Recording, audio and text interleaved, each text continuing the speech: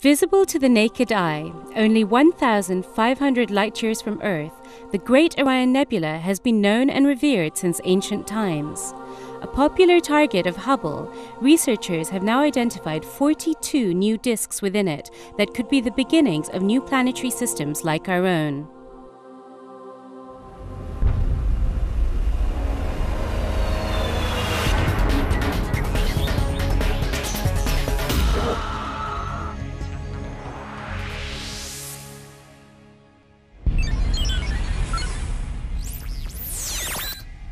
This is the Hubblecast, news and images from the NASA ESA Hubble Space Telescope.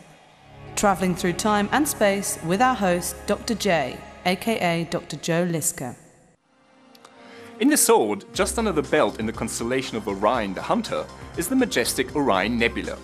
The Orion Nebula is one of the best-known examples of a star-forming nebula, a swirling cloud of gas and dust where stars begin their journey of life. Now, in the early 1990s, astronomers discovered so-called Proplyds in Orion using Hubble.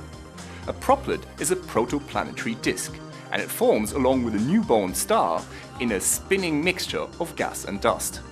At the center, you have the star forming, and around it, bits of dust clump together to form a disk. Essentially, Proplyds are thought to be young planetary systems in the making. Like many ancient civilizations, the Mayan culture in parts of what is now southern Mexico and northern Central America was tied to the heavens. In fact, the constellation of Orion and the Orion Nebula play an important role in their story of creation, with 3 of the brightest stars in the constellation representing a hearth, and the nebula the fire that warms it. One of the first targets of astronomers after telescopes were invented in the 17th century, the Orion Nebula was also the first nebula ever photographed, over 100 years ago by the American astronomer Henry Draper, a pioneer in astrophotography. His photograph, taken in 1880, represents a milestone in the history of astronomy. Now, the beauty of the Orion Nebula is not its only draw. Astronomers are interested in it because it is one of the nearest star-forming regions to Earth, with stars that are massive enough to heat up the surrounding gas, making it glow. This fascinating object has been a favorite target of Hubble's from very early on in the observatory's lifetime. The sharpest image ever taken of the Orion Nebula was released in 2006. This image from Hubble's Advanced Camera for Surveys shows more than 3,000 stars of various sizes, some of which had never before been seen in visible light. Now, looking at the frenzied mixture of gas and swirling dust, it's pretty clear that a lot is going on inside the Orion Nebula. Within the awe-inspiring gaseous folds of Orion, researchers, using data from the Wide Field Channel on Hubble's Advanced Camera for Surveys, have identified 2 different types of disks. The ones that lie close to the brightest star in the cluster, Theta 1 Orionis C, and those farther away from it. The star affects the nearby disks by heating up the gas within them, causing them to shine brightly.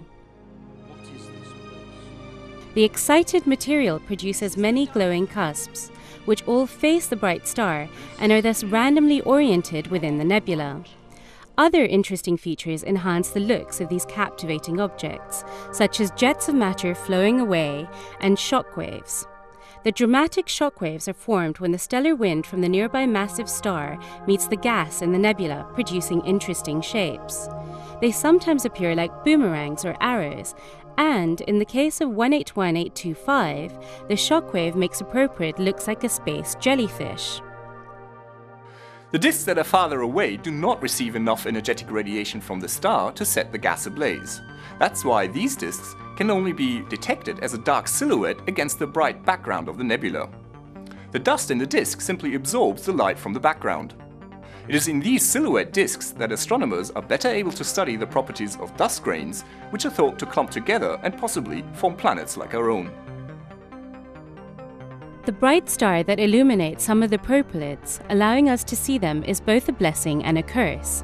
The powerful radiation that lights them up also threatens their very existence, as the disk material, once heated up, is very likely to dissipate and dissolve, destroying their potential to become planets.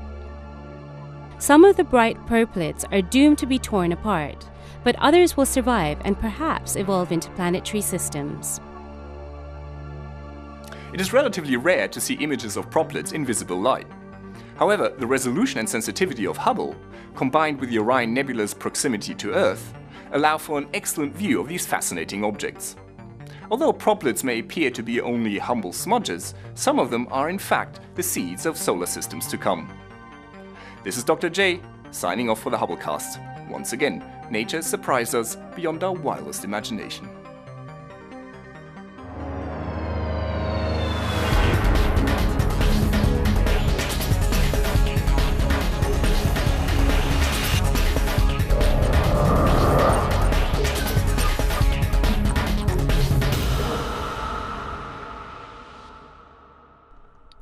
Now that you've caught up with Hubble, make sure to get the latest from the ground too.